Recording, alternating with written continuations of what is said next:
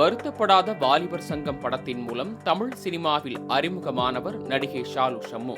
தொடர்ந்து தமிழுக்கு எண் 1 அழுத்தவும், மிஸ்டர் லோக்கல், இருட்டு அறையில் முரட்டு குத்து ஆகிய படங்களில் நடித்துள்ளார். கடந்த சில வருடங்களாக சினிமா பட வாய்ப்புகள் ஏதும் அமையாததால் கடை திறப்பு நிகழ்ச்சிகள், விருது வழங்கும் விழாக்களில் கவர்ச்சி உடையில் வந்து காண்போரை கிறங்கடித்து வருகிறார்.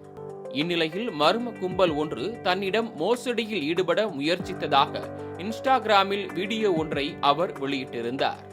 1192 அது மாதிரி ஒரு கால் வந்தது.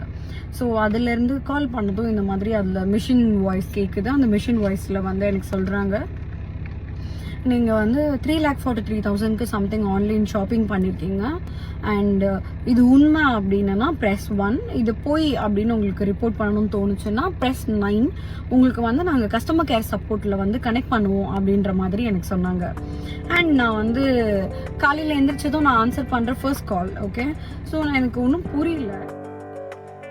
அறிமுகமில்லாத எண்ணிலிருந்து போன் செய்த மர்ம நபர் ஒருவர் ஷாலு ஷம்முவிடம் 3,43,000 ரூபாய்க்கு ஆன்லைனில் பொருட்கள் வாங்கியிருப்பதாகவும் அதற்கான பணத்தை கட்டுமாறும் கூறியுள்ளார்.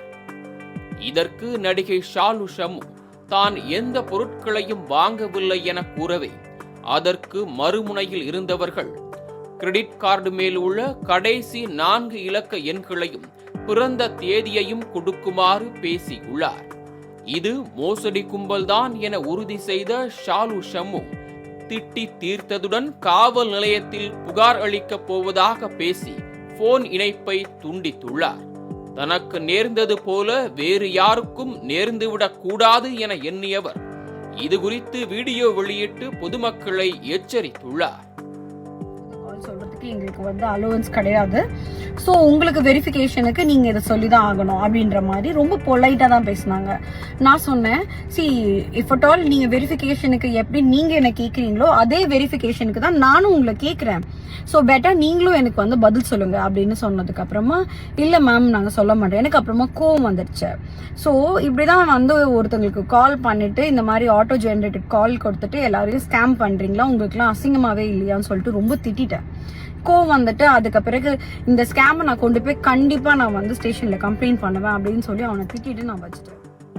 கடந்த சில மாதங்களுக்கு முன்பு தனது சமூக வலைதள பக்கத்தை மர்ம நபர்கள் முடக்கிவிட்டதாக சென்னை சைபர் கிரைம் காவல் நிலையத்தில் ஷாலு ஷம்மு புகார் அளித்திருந்தார். இந்த நிலையில் மர்ம நபர்கள் தன்னிடம் பண மோசடியில் ஈடுபடுவதாக வீடியோ வெளியிட்டிருக்கும் நிலையில் மீண்டும் காவல் நிலையத்தை நாடவிருக்கிறார் ஷாலு ஷம்மு. மாலை முரசு செய்திகளுக்காக செய்தியாளர் ராகவேந்தர்.